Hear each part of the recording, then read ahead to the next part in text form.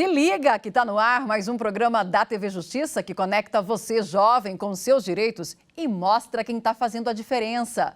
Na edição de hoje, o destaque é para uma geração de jovens pesquisadores.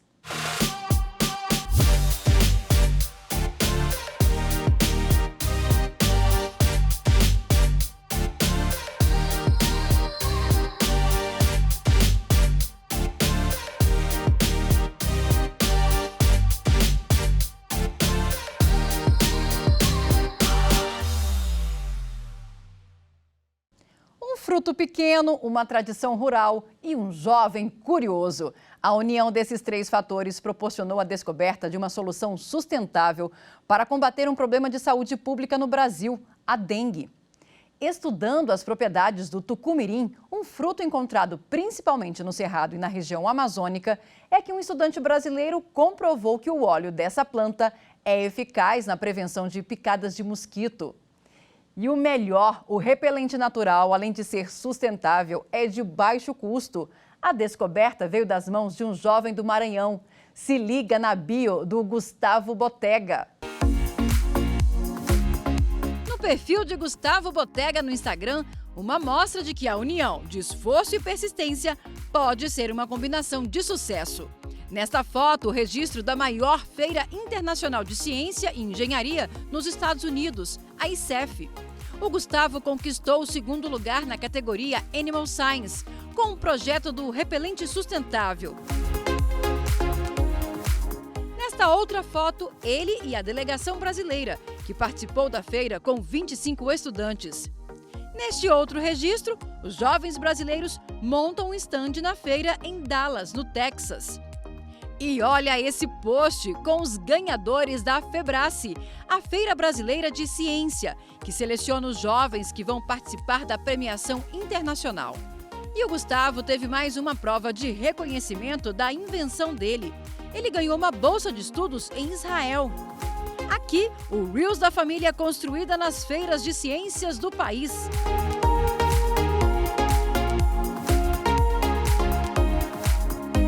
É uma coleção de momentos inesquecíveis para quem, mesmo com pouca idade, já tem um longo caminho trilhado na ciência.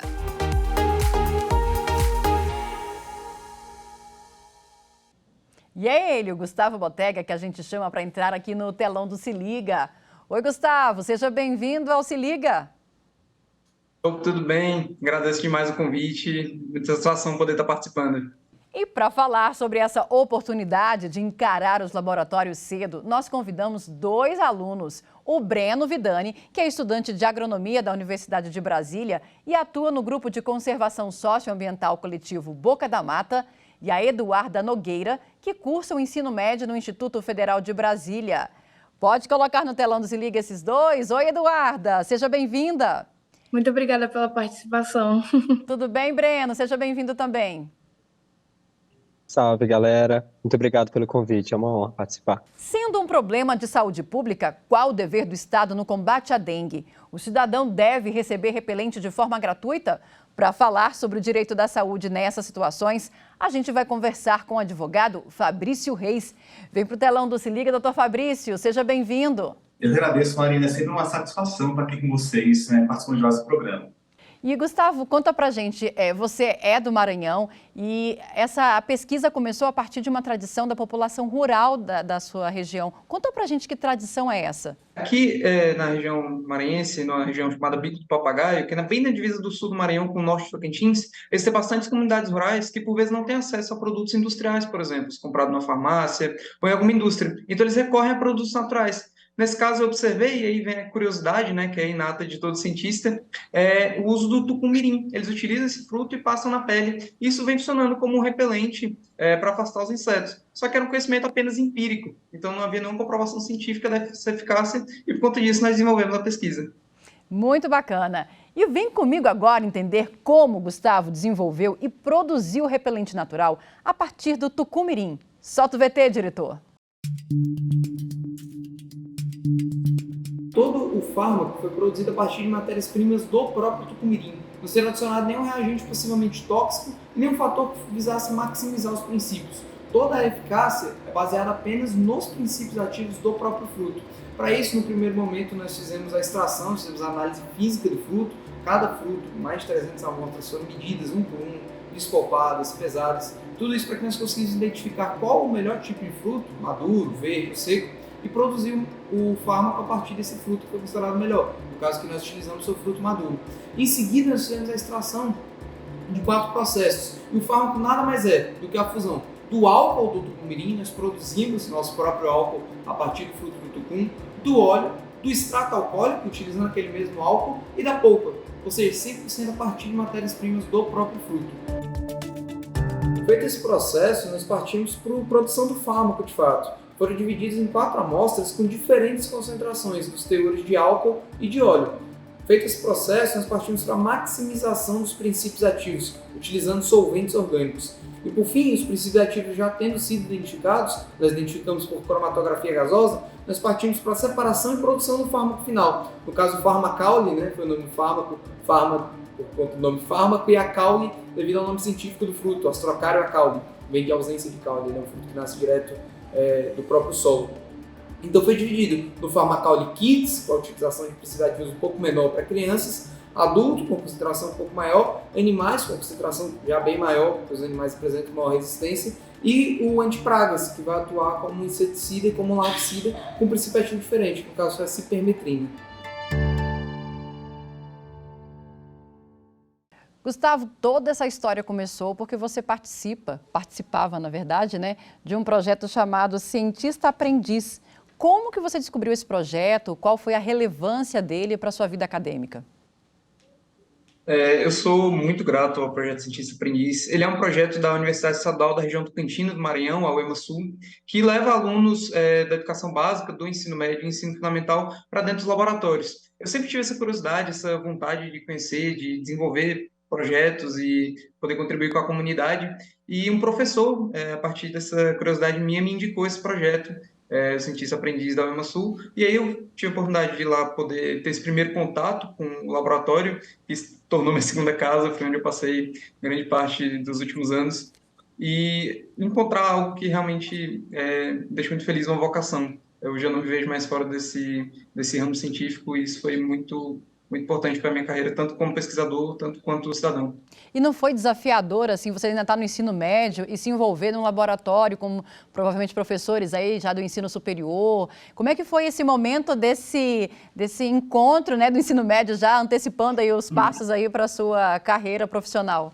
Foi bem diferente, no início foi um pouco desafiador, porém foi algo muito importante para mim, também como pessoa, porque às vezes a gente tem uma ideia de que a ciência é algo muito distante, que por eu estar no interior do Maranhão, não tem como fazer ciência aqui. A gente pensa nas grandes universidades, nas grandes empresas, e essa foi uma forma de eu encontrar a ciência próxima a mim, utilizando, inclusive, um conhecimento que já é feito pelas comunidades. Então, foi muito importante nesse aspecto. Eu vou dar a oportunidade, então, agora para a Eduarda fazer uma pergunta. A minha pergunta é como foi o processo para você se iniciar, assim, como você teve essa ideia de fazer um repelente? Então, a gente observou, a partir da utilização das comunidades, eles pegam o fruto, amassam e aplicam sobre a pele. Isso vinha funcionando como repelente, só como você tem o conhecimento que a gente chama de conhecimento empírico. Não havia nenhuma comprovação da eficácia. Uma avó passou para sua filha, que passou para sua filha, e assim sucessivamente. Mas não havia nenhuma comprovação científica. Se você escrevia tucumirim ou Astrocaria caule, que é o nome científico no Google, você não encontrava nenhum aspecto do porquê funcionava. Então, a ideia surgiu justamente para entender qual era esse aspecto que fazia funcionar o fruto como repelente, e a gente acabou descobrindo novos potenciais também. Breno, agora é com você, sua oportunidade de fazer uma pergunta.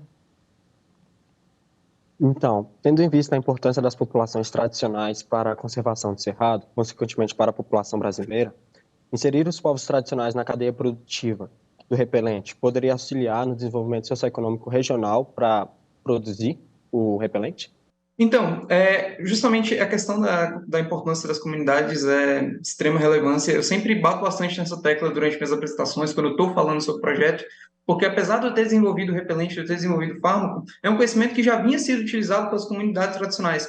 Então, a gente pretende, quando estiver produzindo em escala farmacológica, em escala um pouco maior, devolver um pouco desse conhecimento para as comunidades, poder auxiliar na qualidade de vida deles, seja como o farmacólogo de animais, por exemplo, que atua como repelente animal para eles utilizarem nos animais da região, seja como, quando tiver podendo ser comercializado, o repelente infantil, o repelente adulto, então também melhorar um pouco a qualidade de vida deles e, por que não, a qualidade econômica. Por ser um produto de fácil acesso, obviamente, dadas as devidas escalas, eles não têm como produzir na escala laboratorial, por exemplo, mas podem produzir de maneira mais artesanal, utilizando somente o óleo ou somente o extrato, então isso é muito importante.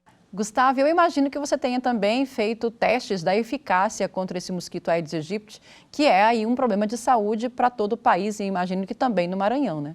Nós fizemos comparações, inclusive, com alguns fármacos industriais.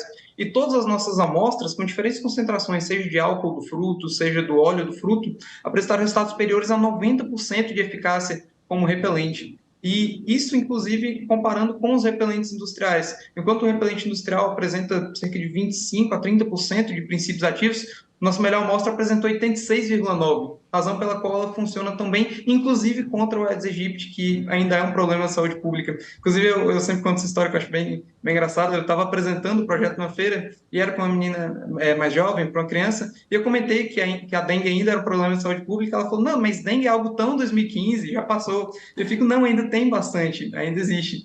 Então, por conta disso, é uma problemática que tem que ser resolvida e é uma maneira que nós encontramos. E eu vou colocar o doutor Fabrício nessa conversa justamente para ele explicar para a gente, sendo um problema de saúde pública, o que muda em relação à adoção de políticas públicas pelo Estado?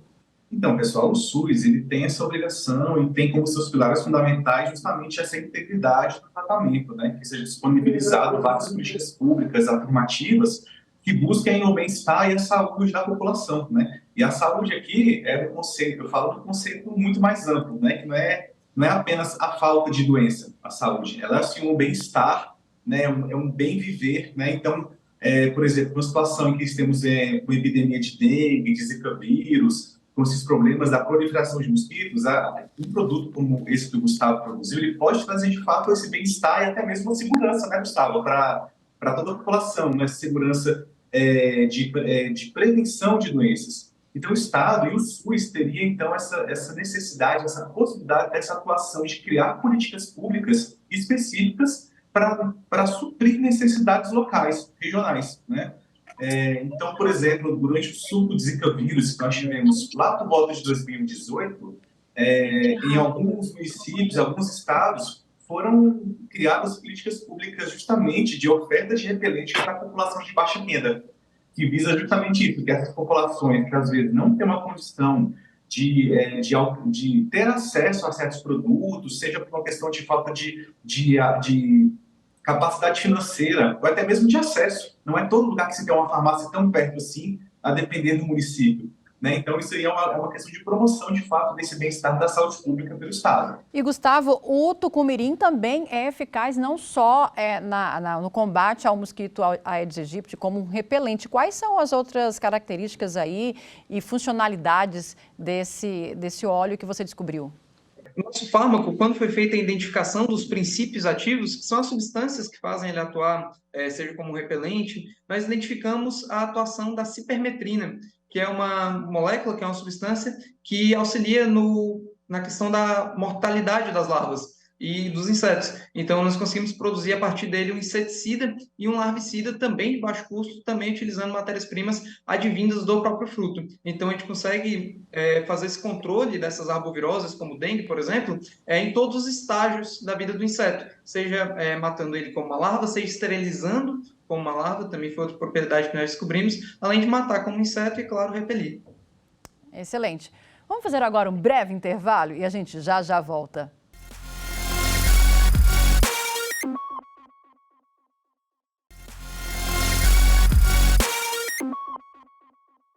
O Se Liga tá de volta. Na edição de hoje, o papo é com uma geração de jovens pesquisadores. O Gustavo Botega, de 17 anos, descobriu que o tucumirim, um fruto típico do Cerrado e da região amazônica, é excelente matéria-prima para a produção de um repelente natural, capaz de prevenir a picada do mosquito Aedes aegypti, transmissor da dengue. Com a explosão de casos crescente a cada ano no Brasil, a dengue é considerada um problema de saúde pública. e entenda melhor essa situação, porque é hora do Se Liga Mais.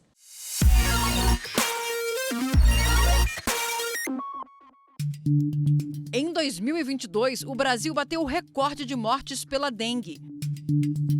Foram 1.016 ocorrências, maior número desde 2015. E pela primeira vez, estados do sul do país registraram um número alto de mortes pela doença.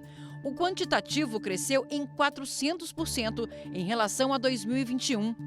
Juntas, as regiões Sudeste, Sul e Centro-Oeste concentraram mais de 80% dos óbitos. Brasília foi a cidade com o maior número de casos prováveis de dengue. Foram mais de 70 mil registros. Para prevenir a picada do mosquito Aedes aegypti, transmissor da dengue, é essencial e recomendado o uso dos repelentes. Em 2017, o governo anunciou a distribuição gratuita de repelentes para gestantes, numa tentativa de conter os casos de microcefalia associados ao vírus Zika. Gustavo, você já fez o cálculo para saber aí quanto que custa esse repelente que você desenvolveu em relação a um repelente comercial, a vantagem que ele tem, o quanto ele é mais em conta para uma população? Então, o primeiro ponto que eu acho importante ressaltar é questão de comparação com repelentes industriais.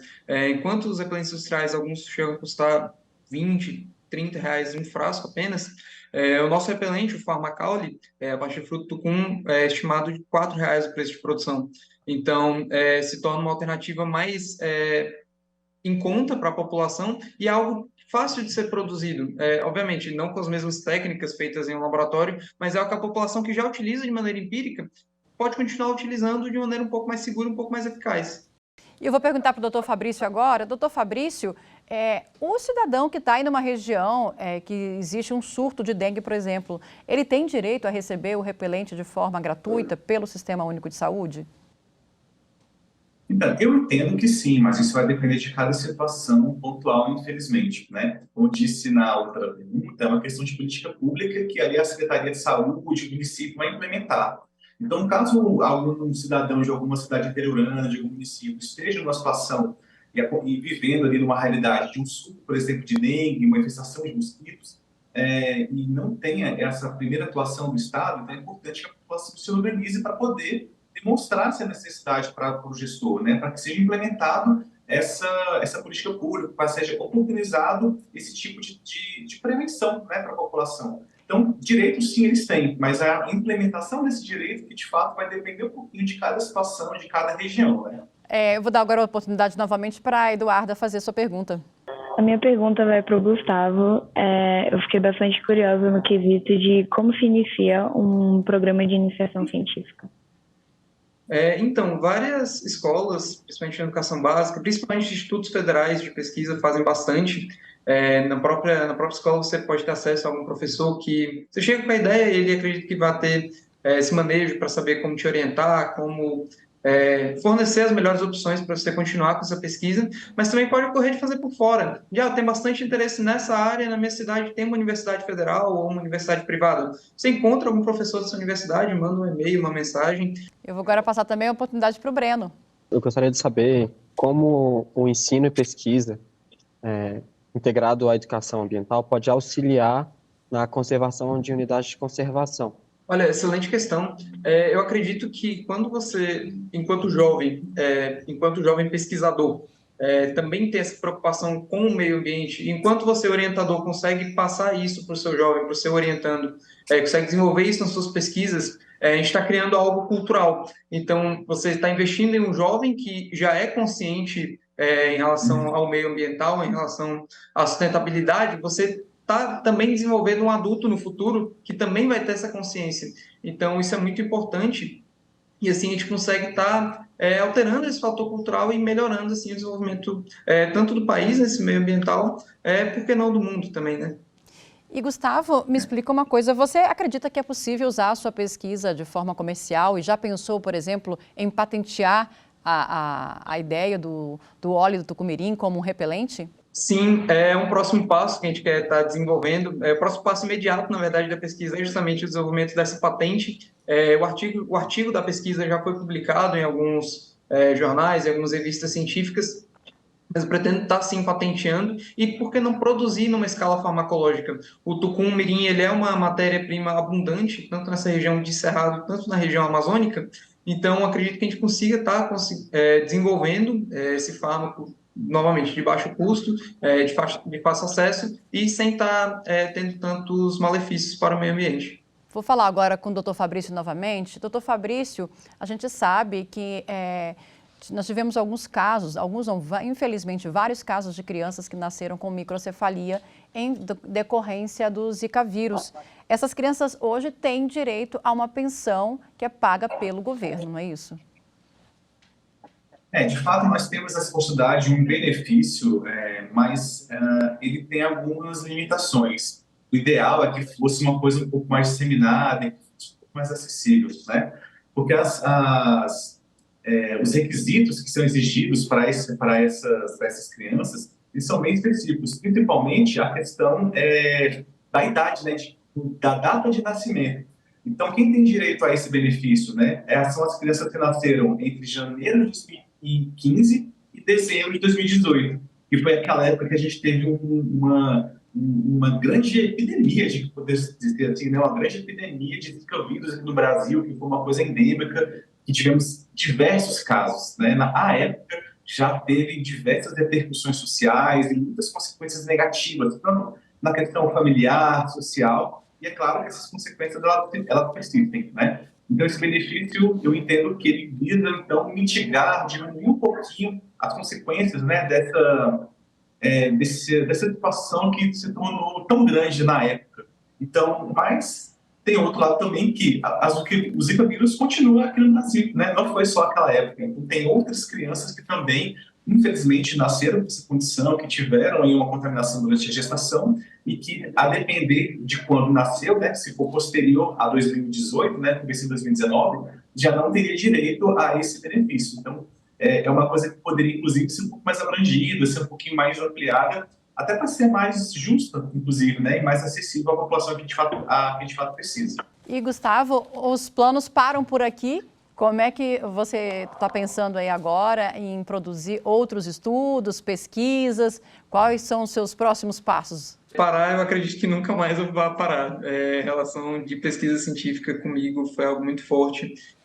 Eu me vejo continuando nessa área, inclusive na graduação. Ainda tem muito potencial a ser explorado no próprio tucum. Existem outros princípios ativos que já foram identificados que podem estar atuando como um antifúngico, como um antimicrobiano, podem estar atuando. Uma próxima ideia que nós queremos estar colocando em prática é um bioplástico que vai atuar também como um repelente. Então ainda tem esse grande arsenal de possibilidades, e eu tenho algumas outras áreas de interesse. Eu gosto bastante da parte de neurociência, da parte de ciências relacionadas à saúde. A propósito, eu queria que você falasse um pouco, e juntando inclusive com a curiosidade que a Eduarda apresentou aqui sobre iniciação científica, a importância e como foi sua experiência nessas feiras que reúnem, né, estudantes que estão aí, como você, encarando os laboratórios desde o ensino médio, muitas vezes até desde o ensino fundamental. É o caso da FEBRACE, que existe hoje aqui no Brasil, que reúne muitos estudantes nesse sentido. Como que é a sua participação? Como que foi? Qual foi o sentimento? Que contribuição que traz aí para quem está começando a iniciação científica?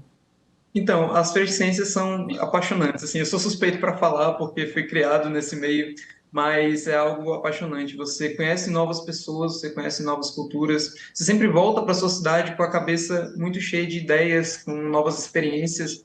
Isso é algo muito relevante, além de ter a possibilidade de dar uma visibilidade profissionalmente e academicamente falando. Eu tive a oportunidade de representar o Brasil em 2022 e em 2023, agora esse ano, na maior feira do mundo, que é a Regeneron ISEF, ocorreu em Dallas, no Texas, agora no mês de maio. Tive a felicidade de ser o único latino-americano premiado na cerimônia dos grandes prêmios, consegui o segundo lugar geral na minha área, e é algo que dá uma visibilidade. Você sente que, claro, de fazer o projeto e de ter um resultado para a comunidade vale a pena, mas você ser premiado por isso, você vê que tem pessoas realmente dispostas a investir, é algo que não tem preço. E além, claro, do estágio que eu citei do Instituto Weizmann em Israel, que também acredito que é um sonho para qualquer jovem cientista, e que para mim é um prazer estar podendo representar o Brasil lá e poder estar realizando esse sonho. Gustavo, parabéns pela pesquisa, sucesso aí nos seus estudos, na sua caminhada aí com a iniciação científica. Eduarda, obrigada pela participação. Breno, também muito obrigada. Doutor Fabrício, eu agradeço demais a contribuição aqui no nosso programa. E o Se Liga fica por aqui, mas o conteúdo você já sabe, está lá nas nossas redes sociais, estamos no YouTube, Instagram, Twitter e Spotify. É só digitar @Rádio ITV Justiça. Até o próximo programa. Fui!